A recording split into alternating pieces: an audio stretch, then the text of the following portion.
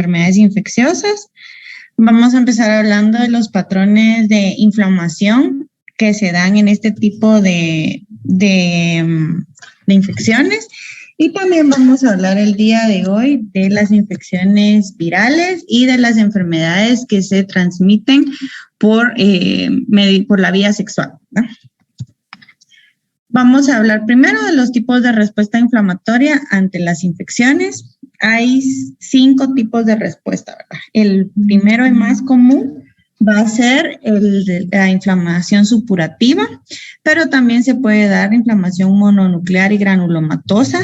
Puede que haya también una reacción citopática y citoproliferante. También puede darse la necrosis tisular y entrar en un estado de inflamación crónica, o bien puede ser que también en los individuos que están inmunodeprimidos no se dé una reacción inflamatoria como se espera, ¿no? Vamos a irlo viendo también después en un cuadrito. La inflamación supurativa se traduce también como purulenta, y esto se refiere a que entonces va a haber una formación de pus en este tipo de infección, y es porque regularmente está compuesta por bacterias formadoras de pus, a las que se les denomina bacterias piógenas, ¿verdad? Se les denomina así porque pueden formar pus. ¿Qué es la pus entonces? No es nada más que una masa de neutrófilos que están muertos o moribundos, que esto se da debido a la necrosis licuefactiva que hay en el tejido, ¿verdad? Entonces, hay necrosis, empiezan a morirse más y más neutrófilos, y esto va siendo como una masa amorfa, ¿verdad? Regularmente se forma por cocos gram positivos o por bacilos gram negativos, y puede ir desde pequeños abscesos, ¿verdad?, en donde está la herida, hasta grandes destrucciones tisulares, como el ejemplo del pulmón, ¿no? Y también otra cosa importante es el microorganismo que está produciendo la infección. Por ejemplo, los neumococos a nivel pulmonar van a producir una pequeña reacción inflamatoria que regularmente va a poder curarse en cuestión de días. Contrario a si la infección la causa un estafilococo, va a ser regularmente una inflamación mucho más severa que va a terminar con la destrucción del tejido y la formación, la reparación más bien de fibrosis por la cicatrización. Si ponemos otro ejemplo, ¿verdad?, va a ser, por ejemplo, las infecciones producidas por bacterias a nivel de la orofaringe. Regularmente van a curar en cuestión de días, y pues no va a haber ninguna, ¿cómo se llama?, repercusión, ¿verdad?, a nivel del tejido. Contrario a que si la infección, por ejemplo, se da ya a nivel articular, la destrucción de las articulaciones sí va a darse en cuestión de unos meses. Entonces, si lo vemos en la histología, aquí estamos viendo lo que les decía, un pulmón, ¿verdad? Y acá, si ustedes ven todos estos, no sé si logran ver ahí el puntero o pongo el puntero de la presentación. ¿Sí pueden ver el cursor? Sí se ve, doctora. Sí se ve, doctora. Ok. Vaya, miren, pues todo esto que ustedes ven aquí son células inflamatorias, ¿verdad? Este es el parénquima pulmonar, que pues debería estar transparente, ¿verdad? No debería estar toda esta celularidad. Y todo esto que se ve acá son eritrocitos, ¿no? Todo esto rojito que ustedes ven acá. Esto está compuesto en su mayoría por neutrófilos, que si nosotros los vemos con detenimiento, vemos que tienen sus 3 segmentos, ¿verdad? Aquí hay otro, aquí puede haber otro, pero también está, pues, células plasmáticas, hay algunos linfocitos que si los vemos son más moraditos, ¿verdad? No tienen esta segmentación. Aquí hay un neutrófilo que se mira en banda, ¿ven? Está bien bonito. Entonces, todo esto, digamos, si nosotros lo vemos histológicamente, pues quiere decir que aquí hay una formación de pus, principalmente porque estamos viendo que el infiltrado inflamatorio está compuesto, pues, principalmente por neutrófilos. Aparte de eso, el otro tipo de inflamación que puede darse es la inflamación mononuclear y granulomatosa.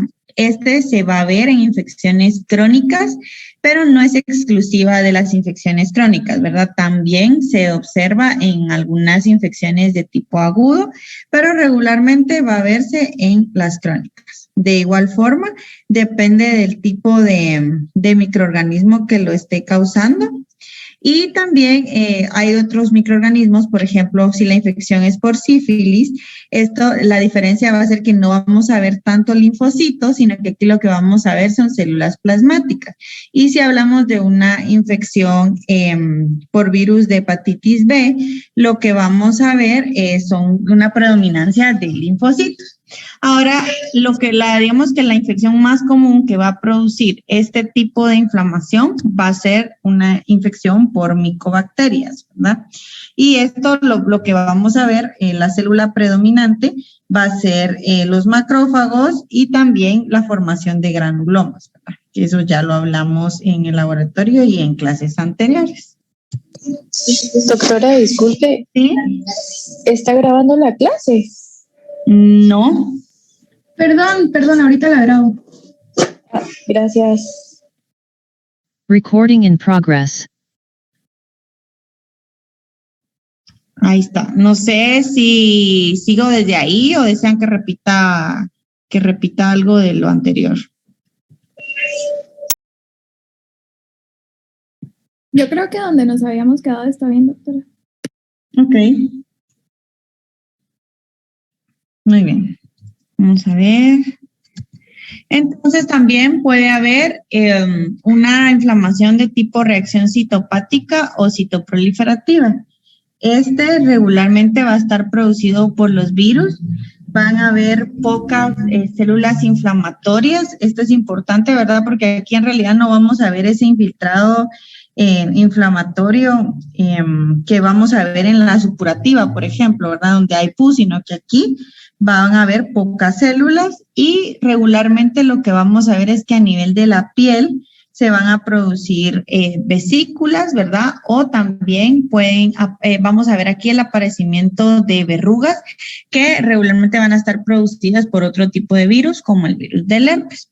Y en digamos, estos virus que causan esta reacción citopática también están asociados al desarrollo de neoplasias, ¿verdad?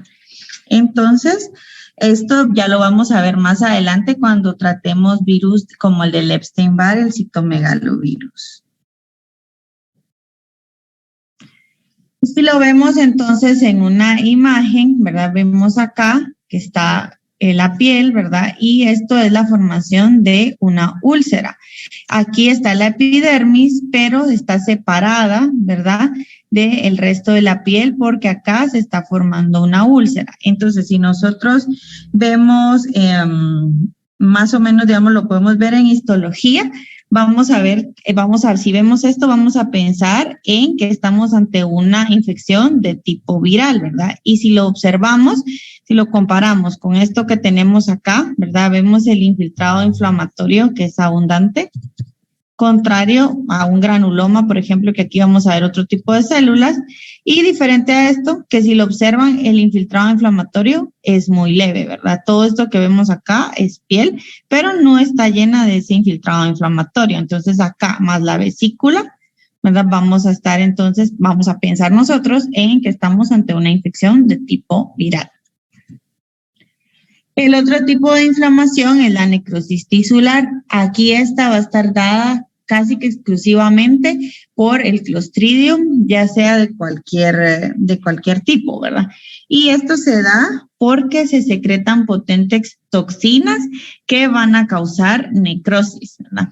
Y esto como lo vimos en el laboratorio, estas toxinas son capaces, ¿verdad?, de generarse y de actuar no solo en donde está replicándose el virus, sino que de extenderse a lo largo, principalmente del intestino y causar estos segmentos, ¿verdad?, de necrosis que pueden ser pequeños, pero pueden llegar a ser grandes segmentos del intestino y llegar a comprometer seriamente, ¿verdad?, digamos, el segmento del intestino y llegar a que el paciente pueda perder gran parte del mismo.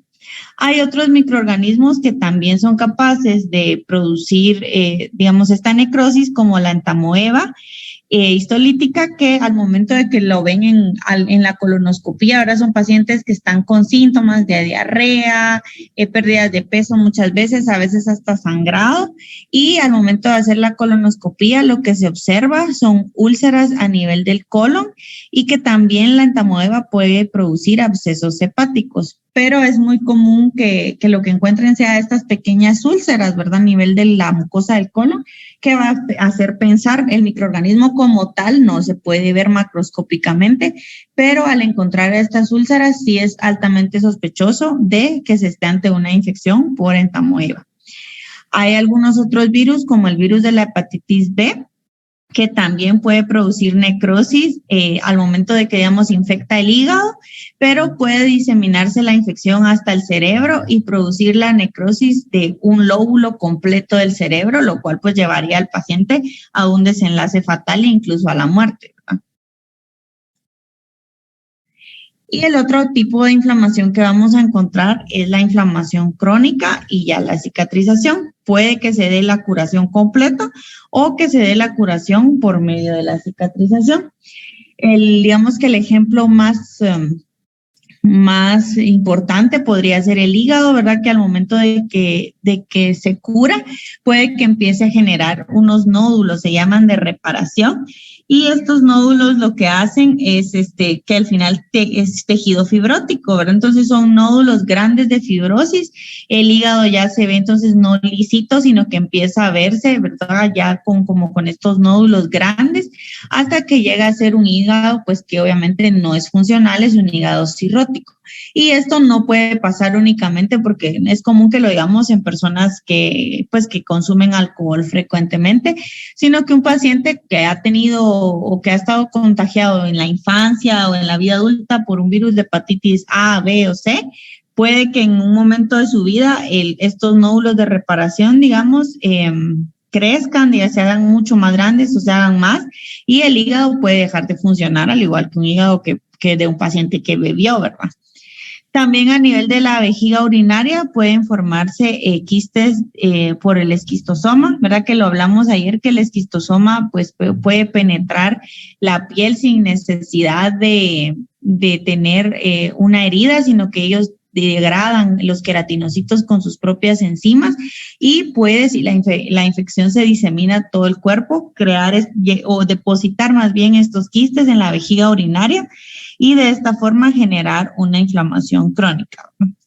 Otra cosa importante es que a veces las infecciones no generan un único patrón de inflamación, sino que pueden verse diferentes patrones en digamos, de un mismo microorganismo. Esto también es importante. Estos, miren, son los quistes de los huevitos, ¿verdad? Los esquistosomas en una vejiga urinaria. Son todos estos que ustedes ven acá. Aquí, obviamente, pues ya la infección se trató, digamos, pero estos están calcificados. Quiere decir, ¿se acuerdan que cuando vimos igual el capítulo de inflamación, hablamos de que muchas veces al momento de que hay una curación, se generan estas calcificaciones, ¿verdad? Este es un ejemplo de esto, que al momento de que hay una curación, lo que hace es que muere, pero se queda como un depósito, ¿verdad? En el tejido, en este caso, como una calcificación, que a la larga, pues también puede tener esto que les digo, que no va a hacer que la vejiga como músculo se contraiga de la misma forma, ¿verdad? Porque estas calcificaciones son duras. Si nosotros las pudiéramos ver, de hecho se logran ver no precisamente a veces en la vejiga, pero si nosotros cortamos cualquier tejido que esté calcificado, que podemos verlo tal vez en mama, es más común verlo, o en la próstata. Cuando ustedes intentan cortar eso, o los leiomiomas también se calcifican como un método, digamos, de degeneración. Eso es imposible cortarlo, hay que meter el cuchillo bien fuerte y necesita uno ya fuerza porque es como que uno estuviera cortando ya un huesito, ¿verdad? Entonces, esto le quita funcionalidad a un tejido que pues su función al final es contraerse, ¿no? Entonces, si lo vemos en el cuadrito que nos presenta su libro, está el tipo de inflamación supurativa, ¿verdad? Que lo que se va a dar es por un incremento en la permeabilidad vascular, lo que ya hablamos de la infiltración de los leucocitos, principalmente neutrófilos, y los quimioatrayentes de las bacterias que son piógenas, o sea, formadoras de pus. Los ejemplos más comunes va a ser el estafilococo pneumoniae y los abscesos a nivel del tejido. La inflamación mononuclear o granulomatosa, que va a ser por un infiltrado de células mononucleares, principalmente monocitos, macrófagos, células plasmáticas y linfocitos, o también por los patógenos que, digamos que responden, los patógenos que están dados a la respuesta inmune, ¿verdad? Que van a ser estos antígenos que persistentes y que forman granulomas como la sífilis y la tuberculosis. Las reacciones citopáticas y citoproliferativas, donde hay transformación viral de las células, proliferación o necrosis, incluso con la formación de células multinucleadas, y que estos son los que están asociados a la formación de neoplasias, como el virus del papiloma y del herpes. La necrosis tisular, por toxinas o lisis que está mediada por las toxinas de estos enteropatógenos principalmente, y que es una progresión rápida, ¿verdad? Y la quimioatracción también de las células inflamatorias, los principales, el Clostridium y la hepatitis. Y la inflamación crónica o reparación, que ya va a ser cuando hay un daño repetitivo que va a terminar en fibrosis y que se va a perder el parénquima normal, como en la hepatitis crónica, que va a terminar en cirrosis. Y lo que les decía, que hay una población que, ¿verdad?, tiene un serio compromiso inmunitario, que en estos pacientes en realidad no se va a dar una respuesta inflamatoria. Entonces aquí, al no haber una respuesta inflamatoria, pues a la larga va a ser también malo, porque no va a haber quien ataque a los microorganismos que se quieran pues ya meter, digamos, en los tejidos. Y el caso más común, ¿verdad?, va a ser las micobacterias en pacientes que no están tomando sus retrovirales y que están contagiados con VIH, o las mucormicosis también, y no solo en pacientes trasplantados, ¿verdad?, que en este caso se dan estos pacientes pues porque ellos toman medicamento que los mantiene como inmunodeprimidos, ¿no? Pero en los pacientes con VIH, por ejemplo, van a adquirir cualquier tipo de infección, ¿verdad? Hasta del virus más leve hasta el más difícil de tratar, que tal vez serían la mucormicosis o las micobacterias, ¿no? Tal vez las micobacterias son menos agresivas que la mucormicosis. No sé si alguien sabe qué es la mucormicosis.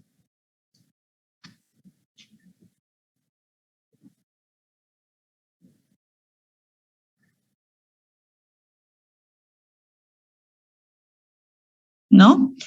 Pues una infección que se transmite, que se da por un hongo, ¿verdad? En realidad el microorganismo acá es un hongo, pero puede alojarse, se aloja principalmente en los pulmones, vías respiratorias, pero empieza a hacer una destrucción ya del hueso, ¿verdad? La vamos a tratar en otra clase ya más detenidamente, pero son pacientes que cuando ya, digamos, están ahí consultando, tienen destruido el paladar, toda la nariz. Imagínense, para poder hacer un tratamiento paliativo hay que quitar a veces hasta la mandíbula entera para poder, digamos, tratar al paciente, porque en realidad no hay un medicamento que se sepa que va a detener la infección. ¿Cómo va a vivir alguien ya sin mandíbula? Va a estar complicado.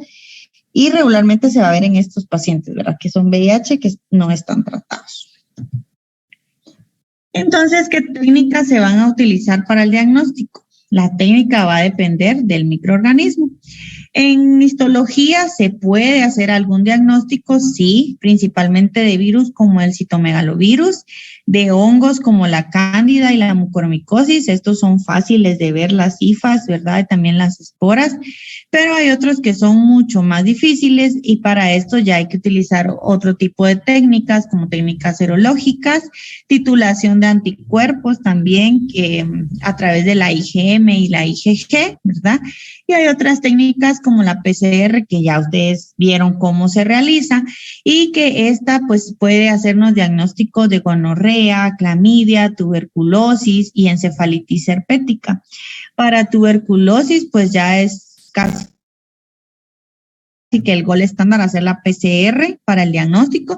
Antes pues esperaba que se encontrara el bacilo en el tejido, en una biopsia, pero ya se ha visto que no todas las veces es posible encontrarlo, ¿verdad? Pero la PCR sí es altamente específica, y el resultado pues está en mucho menos tiempo que todavía el procesamiento del tejido. Igual que con la encefalitis herpética, Hay estudios que dicen que es más efectiva la PCR, un 30% más efectiva que si se realiza el diagnóstico por medio de un cultivo, ¿verdad? Igual que con otros microorganismos. Entonces, ¿qué técnicas vamos a utilizar? El GRAM regularmente se hace en todos los extendidos, ¿verdad? Ustedes van a ver que cuando ya estén en el hospital, si cualquier secreción le van a pedir un GRAM, que no es nada más que extenderlo en una laminilla y luego pues ya se hace la tinción de GRAM en el laboratorio y ahí nosotros podemos ver en el microscopio si estamos ante cocos, ante bacilos, si son gram positivos, si son gram negativos, ¿verdad? Eso ya se hace con el microscopio. Tinciones ácidas para micobacterias y la nocardia, por ejemplo, pero como les digo, igual se hacen, pero ahora ya pues la PCR ha venido a reemplazar esto. Tinciones de hierro para ver también hongos, legionela, neumocistis, tinciones de paz para ver hongos y amebas, la tinción de musicarmín para el criptococo, la tinción de Giemsa que la usamos para ver Campylobacter, Leishmania, parásitos como la malaria también. Con Giemsa también podemos ver Helicobacter en biopsias de estómago. Tinciones de anticuerpo que se pueden hacer en todos los agentes infecciosos. Los cultivos también se les pueden hacer a todos. Y pruebas de ADN que también están, ya cada vez hay para más microorganismos. Vamos a hablar entonces ahora ya de las enfermedades de transmisión sexual, ¿verdad? Se pueden dar por virus principalmente, ¿verdad? Pero vamos a hablar ahorita virus. Virus del herpes simple, hombres y mujeres en los dos va a darse como un herpes recurrente o primario y como un herpes neonatal. Si hablamos del virus de la hepatitis B, en los dos va a producir hepatitis. El virus del papiloma humano va a producir cáncer de pene en los hombres y displasia y cáncer de vulva y cervical en las mujeres. En los dos puede verse como condilomas, ¿verdad? Que van a ser estas lesiones que se ven como coliflor, si las comparamos con algo, ¿verdad? Que son blancas, así exofíticas, como de un aspecto carnoso. El virus de la inmunodeficiencia humana, que a los dos les va a dar el síndrome de inmunodeficiencia adquirida. La clamidia, ¿verdad? Que esta ya es otra cosa. Vamos, en los hombres puede dar uretritis, epididimitis y proctitis. En las mujeres, cervicitis, síndromes uretrales, bartolinitis, salpingitis y sus secuelas, ¿verdad? Y en los dos va a producirse el linfogranuloma venéreo. ¿Qué consecuencias o qué secuelas van a tener este tipo de infección como la clamidia? Que si no se trata, puede terminar al momento de estar en la salpinge, ¿verdad? Producir hasta infertilidad. Aparte de que puede producir una enfermedad inflamatoria pélvica, que esto ya es mucho más grave, ¿verdad? Es una infección que ya necesita muchos más antibióticos para las mujeres, ya hay a veces hasta hemorragia, inflamación que ya se traduce en efectos sistémicos y que si no se trata de manera adecuada puede terminar en infertilidad. Doctora, disculpe. ¿Sí? Digamos, el cáncer de cervix, ¿verdad? Que se relaciona o se asocia a la infección con el virus del papiloma humano. O sea, yo sí lo he escuchado más que el cáncer que se puede generar en hombres. No sé si es más usual en mujeres o se da como en la misma incidencia, más o menos. Fíjate que en realidad el tamizaje, ¿verdad? Se hace mucho más en las mujeres, pero sí hay cáncer de pene en los hombres y es bien común. Regularmente empieza pues con las lesiones que les digo aquí del condiloma, ¿verdad? Que se ven estas lesiones blancas, así exofíticas y feas, pero sí hay bastante cáncer de pene. Lo que pasa es que al ver digamos, estos condilomas, obviamente las personas consultan, ¿verdad? Aunque a veces no, porque sí existe ese como estigma de la vergüenza, ¿va? Pero sí es común a que a los hombres se les quiten, ¿verdad? Estos condilomas y tengan que ser tratados, pero sí hay cáncer de pene y sí es frecuente. Lo que hay que hacer aquí, pues, depende de qué tanto esté el cáncer ya, digamos, a lo largo del pene. Se puede hacer una penectomía parcial, pero también a veces ya se tiene que hacer penectomía total. Y este es bien complicado porque los dos que se dan regularmente van a ser el carcinoma epidermoide para hombres y mujeres. Pero este tiene como están los senos cavernosos en el hombre, tiene una facilidad, digamos, por diseminarse por los ganglios linfáticos, y regularmente cuando ya se hace la penectomía, ya hay que hacer una disección de ganglios porque la mayoría de las veces ya se ha ido el cáncer a través de los ganglios linfáticos, ¿no? Pero sí es común. Gracias. Bueno, también hay otros microorganismos como el micoplasma, que lo que va a producir es una uretritis en los hombres, y otro tipo de microorganismos como las bacterias, en el caso de la Neisseria gonorrhoeae, en los hombres va a producir epididimitis, prostatitis, en las mujeres cervicitis, endometritis, bartolinitis, alpingitis, y lo mismo, ¿verdad? Secuelas como infertilidad, embarazos ectópicos y salpingitis recurrentes. Y en ambos, pues, lo mismo que ya hablamos.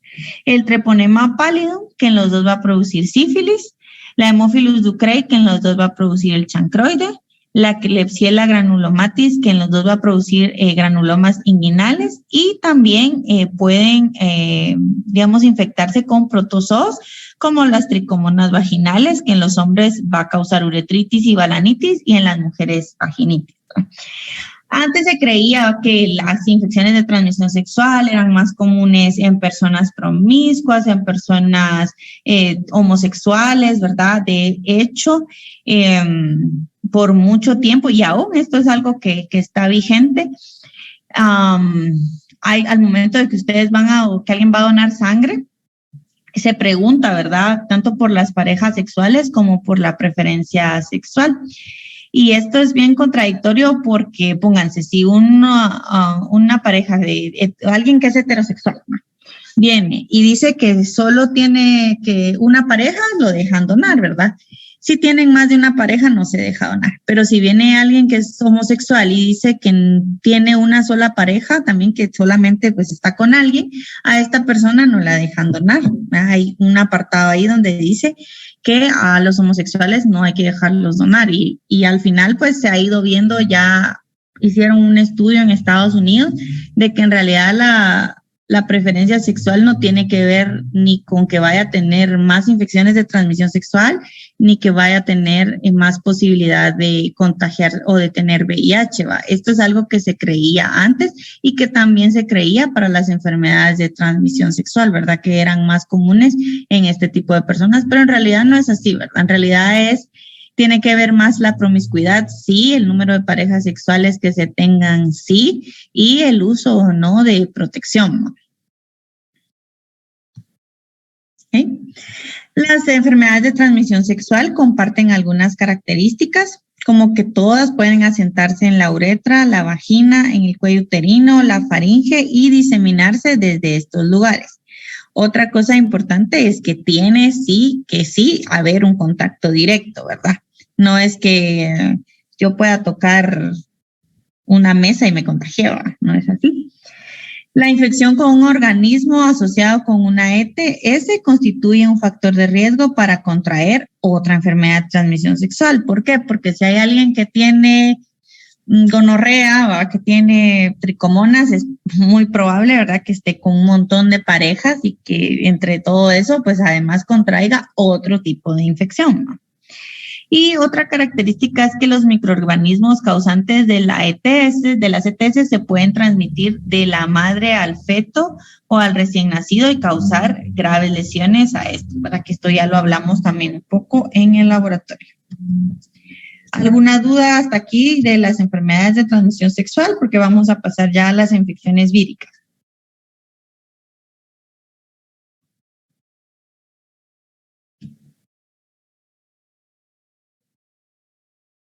¿No?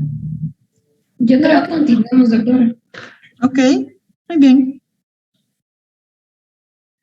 Entonces, de las infecciones víricas, vamos a empezar viendo este cuadrito. Primero, las que se dan a nivel respiratorio. Las especies más comunes van a ser los adenovirus, los rinovirus, las influencias de tipo A y B y los virus sincitiales respiratorios. Ahí a su derecha pueden ver las infecciones que causa cada uno, si son del tracto superior respiratorio alto, bajo. La influenza pues va a producir influenza y algunos, digamos el sincitial respiratorio, por ejemplo, y los adenovirus van a ser más comunes en niños. En consulta pediátrica van a ver ustedes más comúnmente estos. A nivel digestivo, ¿verdad? Va a estar el virus de la rubiola, rotavirus, norovirus y todos los virus de hepatitis, ¿verdad? Que pueden causar también algún tipo de enfermedad. También están los virus ya sistémicos que van a producir erupciones, ¿verdad? Como el de la rubiola, el sarampión, varicela, el herpes virus 1 y 2, que los vamos a tratar más específicamente ahorita. A nivel sistémico, ¿verdad? Que va a producir desórdenes hematopoyéticos. Hay otro tipo de virus como el citomegalovirus, el virus del Epstein-Barr y el virus del VIH tipo 1 y 2. También algunos arbovirus que van a terminar en enfermedades hemorrágicas como el dengue, que tiene un serotipo del 1 al 4, el de la fiebre amarilla y algunos otros que producen verrugas, ¿verdad? A nivel genital o de la piel, como los papilomavirus, que van a terminar en el condiloma, y virus que van a actuar a nivel del sistema nervioso central, como el poliovirus y el JC virus. Entonces, dependiendo del virus, van a causar infecciones agudas o infecciones que van a ser permanentes o persistentes. Si es una infección aguda, pues es una infección pasajera. Estos virus todos generan respuestas inmunes que van a ser capaces de eliminar el patógeno. Algunos de estos solo se pueden contraer una vez en la vida, o sea que si nos da, por ejemplo, poliovirus, si les da varicela, se va a contraer una sola vez en la vida. Muchos de estos sí se mueren, pero por ejemplo, el de la varicela solo nos va a dar una vez en la vida varicela, ¿verdad? Pero este virus sí es latente, ¿verdad? Entonces este tal vez no entraría acá, sino que más bien sería un ejemplo, la parotiditis, ¿verdad? Parotiditis nos va a dar una vez en la vida y nada más. Y hay otros que mutan constantemente, como el de la influenza, que esto también ya lo hablamos en el laboratorio, que estos pues obviamente también causan una infección pasajera, pero sí la podemos contraer durante más de una vez en la vida. Vamos a empezar hablando del virus del sarampión, es una enfermedad vírica. En el 2010 todavía era causa de 139,000 fallecimientos en Estados Unidos, dependiendo de, hay muchos factores, ¿verdad? Pero va a haber grados variables de la enfermedad.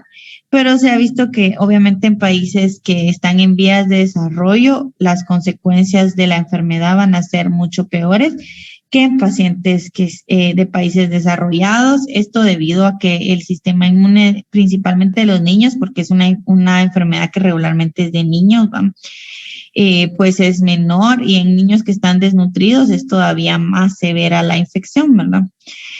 Pertenece a un virus de ARN monocatenario de la familia de los paramyxovirus. Solamente existe un serotipo, ¿verdad? O sea que si le da sarampión a uno no le va a volver a dar. Se transmite por gotas respiratorias y la replicación se da en células epiteliales y los linfocitos. En Guatemala, debido a la vacunación, se creía que el virus estaba erradicado desde antes del 2008, pero pues en el 2018 hubo un caso nuevo que después vieron que fueron 2, 3, pero se cree que no fue acá, sino que la infección fue contraída en Alemania y luego pues ya la paciente viajó para acá y acá se desarrolló la enfermedad. Pero pues la verdad es que las campañas de vacunación en el país, aunque hay mucha gente, principalmente a nivel del área rural, que no desea vacunar a sus hijos, la verdad es que las enfermeras y estos salen a tratar de vacunar a la mayor parte de la población, y sí hay una buena cantidad de niños. Por ejemplo, en la comunidad de experiencia donde yo estuve, era difícil eso de la vacunación porque no querían llevar a los niños, pero empezaron a instalar así como que una estrategia en el que no solo los vacunaban, ¿verdad? Sino que también se les llevaba control de peso y talla y se les daba vitaminas, se les daba algún como alimento, icaparina, mosh, para que las señoras tuvieran como esa motivación de llegar a vacunar a sus hijos para que les dieran estos alimentos. Y sí funcionaba, la verdad es que ahí había una vacunación del 100% de los bebés, pero hay unas áreas del área rural que pues ahí sí no permiten ninguna vacuna, pero aún así, media vez no haya un caso de sarampión, no va a haber una epidemia. El exantema, que es característico del sarampión, es una respuesta del sistema inmune para controlar la infección y se debe a la dilatación de los vasos sanguíneos, edema y a la infiltración perivascular de los leucocitos. Hay unas manchas características en la mucosa oral que se denominan manchas de Koplik, que son lesiones ulceradas, ¿verdad?, en la mucosa oral, y esto se debe a que ahí desembocan los conductos de Stensen, y también ahí están las células que estas son, se puede decir, patognomónicas del sarampión, que son las células de Warthin-Finkelday, que estas se encuentran en los ganglios linfáticos y son estas inclusiones eosinófilas que ven ustedes acá, que se encuentran a nivel del citoplasma aquí y también a nivel de los núcleos de las células, ¿verdad? Estas pueden encontrarse a nivel del pulmón y también en el esputo de los pacientes. Y como les digo, son patognomónicas del sarampión. Yo nunca he visto un caso de sarampión, pero mucho menos un extendido con este tipo de inclusiones, pero dicen que son características, ¿no? Ahí está para que las vean. La parotiditis, este es otro tipo de infección viral. Esta pertenece a la familia de los paramyxovirus también. Se transmite también a través de gotas respiratorias y la replicación aquí se da en los ganglios linfáticos. Luego se disemina por el torrente sanguíneo y desemboca en las parótidas. Regularmente es donde se va a ver la inflamación, ¿verdad? Que las dos glándulas parótidas se inflaman en lo que se conoce comúnmente como paperas, ¿no? Pero también puede darse a nivel del sistema nervioso central, ¿verdad? A nivel de los testículos, también los dos testículos van a inflamarse porque la infección esta es bilateral en el 70% de los casos, o sea que los dos testículos van a sufrir esta inflamación. Y la inflamación es tan severa que sí puede terminar también en infertilidad. También puede darse a nivel de los ovarios y del páncreas. Pero se ha visto que con una vacunación adecuada hay un 99% de reducción de la posibilidad de contraer esta enfermedad. Luego está el poliovirus. Este es un enterovirus, o sea que su transmisión se da por la vía fecal oral. Existen 3 serotipos nada más que están cubiertos también por la vacuna y este virus lo que hace es invadir el sistema nervioso central y replicarse en las neuronas o en el tronco encefálico. Yo creo que ustedes todavía se logra ver alguna persona adulta que tenga secuelas de poliovirus, ¿va? Lo que sucede es que este virus no solo invade las células nerviosas, sino que a la larga causa parálisis o también debilitamiento de los músculos, ¿verdad? Y pues las personas nacen normales y al contraer el virus del poliovirus van a tener secuelas, ¿verdad? Entonces son pacientes que todavía nosotros los vemos con muletas, tal vez tuvieron una parálisis de una pierna, un acortamiento en el crecimiento de una de las piernas por esta infección. Obviamente los niños vacunados no lo van a tener más. Tal vez la persona más grande que conozco con polio tendrá unos 40 años, ¿no? No más, tal vez ya unos 50 y algo, pero a partir de ahí la vacunación pues ha venido a eliminar también esta infección, pero el poliovirus pues sí existe. Está también otro virus que es el virus del Nilo Occidental, pues este no lo vamos a ver acá, regularmente se ve en poblaciones alejadas de Sudáfrica, África. Puede ser desde una infección leve y autolimitada hasta una infección que sí ya es neuroinvasiva. Este pertenece a la familia de los flavivirus y es transmitido por artrópodos y también se encuentra en aves infectadas. Puede ir desde fiebre, cefalea, fatiga, anorexia y náusea, como una gripe, ¿verdad? Hasta la forma en la que sí invade el cerebro y ahí sí ya produce una mortalidad del 10%. También está la fiebre hemorrágica vírica. Este es un síndrome multisistémico grave que va a ser potencialmente fatal. Produce lesiones y anomalías de la regulación del sistema vascular que va a conducir al shock. Es un virus de ARN que está cubierto, perteneciente a 4 géneros distintos. Hay arenaviridaes, filoviridaes, bungiaviridaes y la familia Flaviviridae. Puede producir desde un síndrome leve como fiebre, mialgias y exantema hasta algo grave como shock, que va a terminar en una coagulación intravascular diseminada y puede terminar en la muerte del paciente. Se transmite por roedores principalmente, pero también a través de la picadura de insectos como mosquitos y garrapatas. Los que se transmiten de persona a persona son mortales, como el ébola, el Marburg y el Lassa. Y hay una destrucción directa de las células endoteliales o infección de los macrófagos, que esto al final, si se destruye la célula endotelial, va a haber un sangrado abundante que va a terminar en un shock hemorrágico y la muerte del paciente. Las infecciones víricas latentes, entonces estas ya son diferentes, porque acá, como les digo, la persistencia de los genomas víricos en las células que no producen activamente partículas víricas infecciosas. Entonces acá quedan regularmente en los ganglios basales, en las neuronas, ¿verdad? Y ahí se quedan. Son grandes virus de ADN que están encapsulados. Y acá vamos, lo que ven los 8 tipos de virus del herpes humano.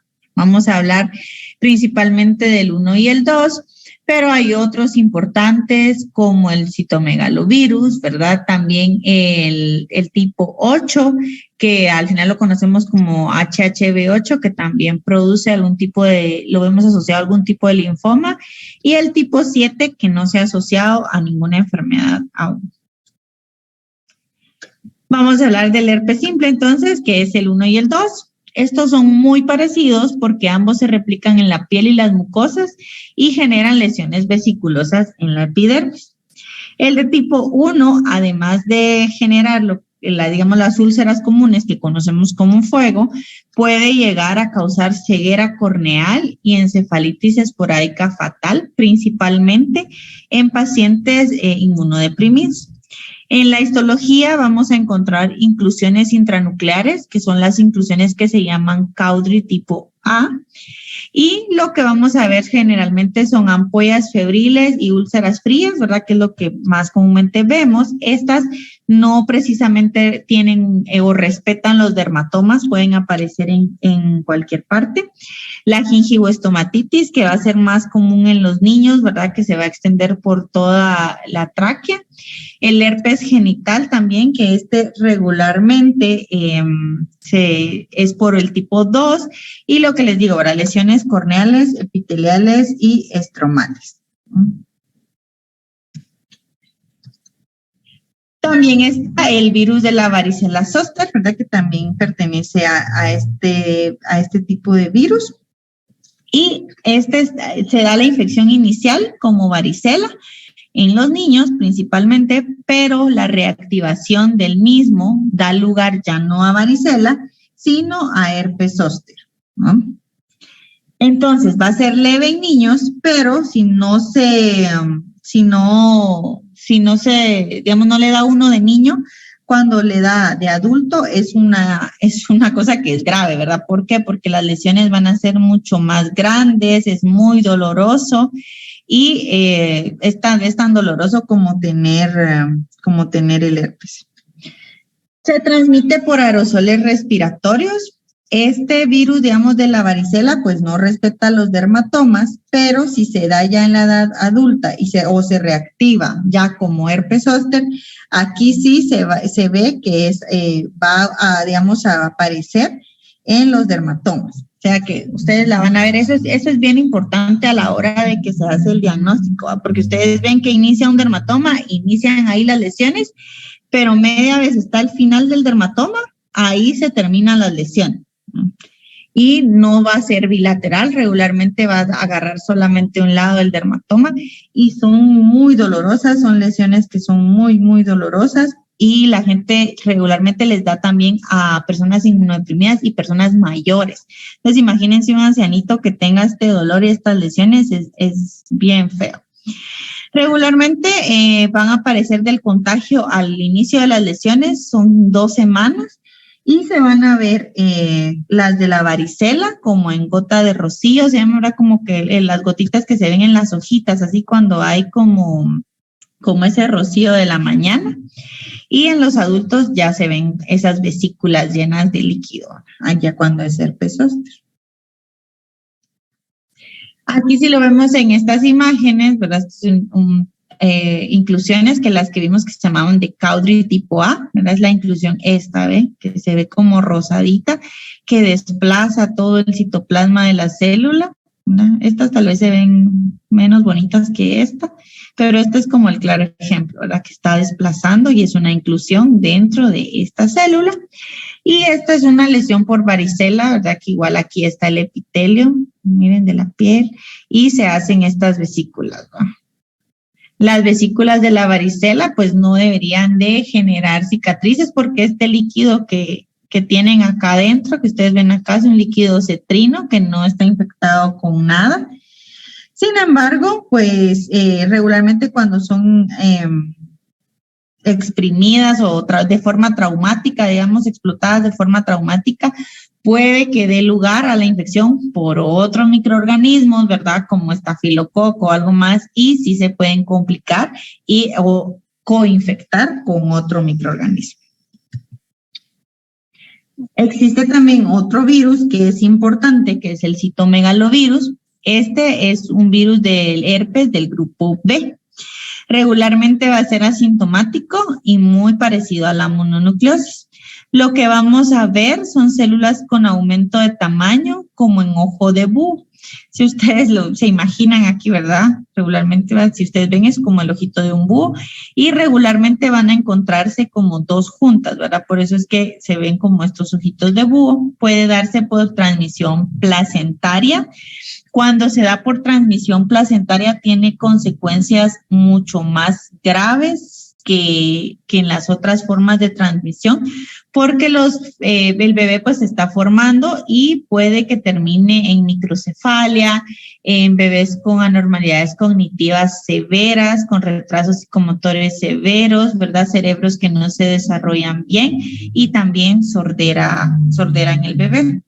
Cuando la transmisión es neonatal, regularmente es por la lactancia materna y aquí pues no se ha visto que el bebé pues ya desarrolle complicaciones tal vez tan severas como las que se pueden dar a nivel de la placenta, pero sí puede haber, digamos, disminución de la audición en estos niños.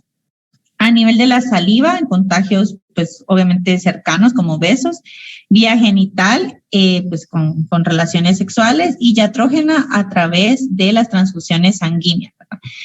Aquí también otro tema importante, ¿verdad? Es ¿por qué entonces evitar las transfusiones? Pues sí se hace un cribado, ¿verdad? De todos estos virus, VIH, hepatitis, citomegalovirus, pero pues todos pueden tener un margen de error, ¿verdad? O un periodo de ventana como el del VIH en el que no son detectables y pues sí pueden haber este tipo de contagios, ¿verdad? A nivel de las transfusiones sanguíneas.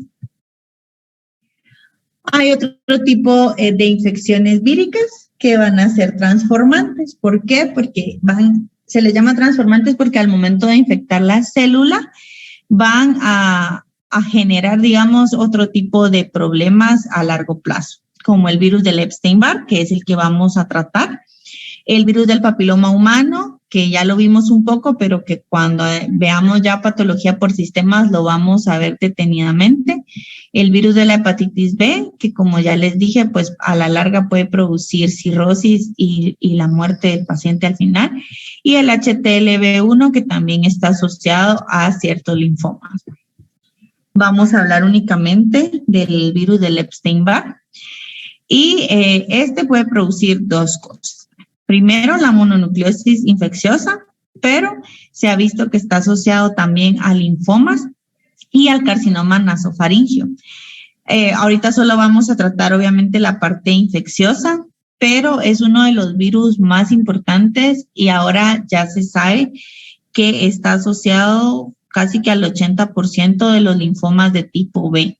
Entonces sí, digamos que la infección puede que uno la tenga, ¿verdad? Tenga el virus ahí con nosotros, pero no desarrolló en ningún momento mononucleosis, por ejemplo, ¿verdad? Sino que es un virus que se quedó ahí latente y que en el determinado momento, y también no solo es así como que, por la mutación de determinada vía de señalización y de un gen específicamente el TLR3, al haber esta mutación, el virus de Epstein-Barr sí va a producir el linfoma porque activa los linfocitos B de una forma desordenada. Pero en el caso de la mononucleosis, pues es algo que se ve ya más como algo más leve, va a producir fiebre, dolor de garganta, adenopatías, esplenomegalia y se van a ver linfocitos T atípicos en la sangre. Se transmite más bien a través de la saliva, tiene que haber un contacto directo, esto es únicamente pues al besarse. Y se cree pues que sucede esto, ¿verdad? Está la infección por el virus de Epstein-Barr, uno lo ingiere a través de la orofaringe y aquí empieza a haber una activación de los linfocitos B, que puede terminar en una mononucleosis infecciosa, ¿verdad? O bien haber una mutación, también aquí menciona a la translocación 814, que al mutar, ¿verdad? Va a empezar a haber una proliferación desordenada de estos linfocitos B y el desarrollo de una neoplasia. El diagnóstico, entonces, va a haber una linfocitosis absoluta. Esto quiere decir que a la hora de que nosotros hagamos una hematología, va a haber casi que en un 80-90% linfocitos y de estos pues va a haber una gran población que van a ser linfocitos atípicos. Estos linfocitos atípicos son estos que ustedes ven acá, ¿verdad? El linfocito regularmente tiene el tamaño del eritrocito, que es el que están viendo acá, pero miren, este es hasta unas 5 veces tal vez más grande que el eritrocito. Los núcleos son grandes, miren, tienen formas como arriñonadas, ¿verdad? Citoplasma escaso y con algunas inclusiones. Esto que se ve acá son inclusiones, ¿no? También el diagnóstico se tiene que dar por una reacción positiva frente a anticuerpos heterófilos y a un título creciente de anticuerpos específicos frente a antígenos del virus de Epstein-Barr. Entonces, estas son las 3 formas de hacer diagnóstico. ¿Por qué? Porque la linfocitosis, pues no es, linfocitos atípicos no solo se ven en mononucleosis, ¿verdad? Se pueden ver, de hecho, en cualquier infección viral. Pero la reacción positiva frente a anticuerpos heterófilos sí es más específica, al igual que un título creciente de anticuerpos, ¿verdad? Si yo me hago hoy una prueba de anticuerpos y en 4 semanas tengo más anticuerpos, quiere decir que sí tuve la infección. Ok, sería hasta acá el último virus. La otra clase ya veríamos bacterias y micobacterias. No sé si tienen alguna duda.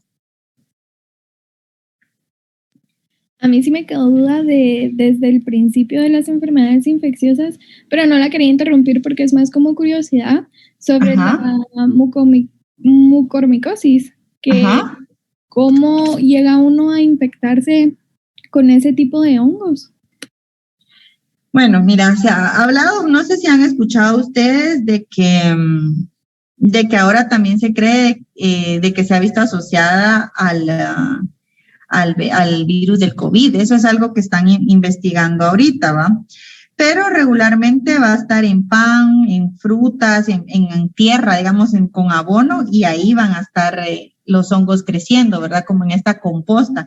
Tiene que haber, obviamente, el contacto con esto, con este tipo de materiales para que haya, y una herida, ¿va? Para que pueda entrar el microorganismo.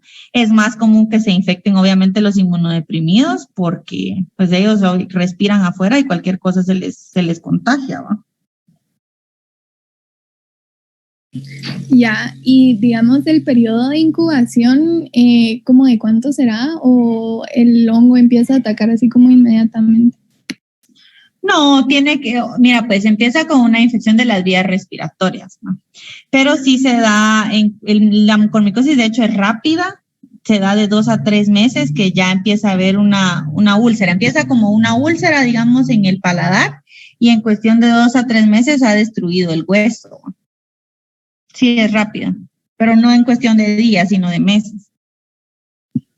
Ok, gracias. Ya, y por último, solo entonces si una persona, digamos, se infecta con este hongo y, digamos, por poner un ejemplo, besa a su pareja, se lo puede pasar.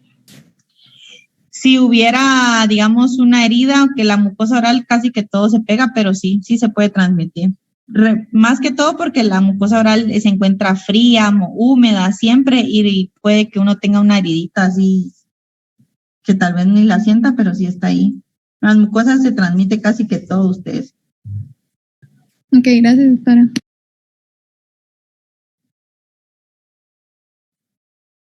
Y también pues es una enfermedad que no se ve en, digamos, en personas que trabajan en oficinas, esas cosas no, regularmente se ven en agricultores y como les digo, tienen que tener contacto ya con abono, tierra, vegetales, fruta que tengan los hongos. Son enfermedades más del campo. Uh-huh. Yo sí tengo una duda. ¿Se recuerda que hablamos acerca del laboratorio de la siguiente semana? No sé si puedo hablar con la universidad. Sí, pero me dijeron que me iban a cambiar. Aquí tengo el correo.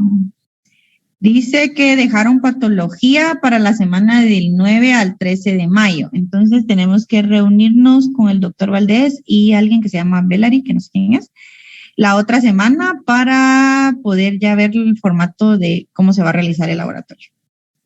Ah, ok. Y entonces la siguiente semana seguimos leyendo el documento que nos envió. ¿O? Sí, vamos a trabajar sobre lo del microbioma. Ah, ok. Está bien. Gracias. Bueno.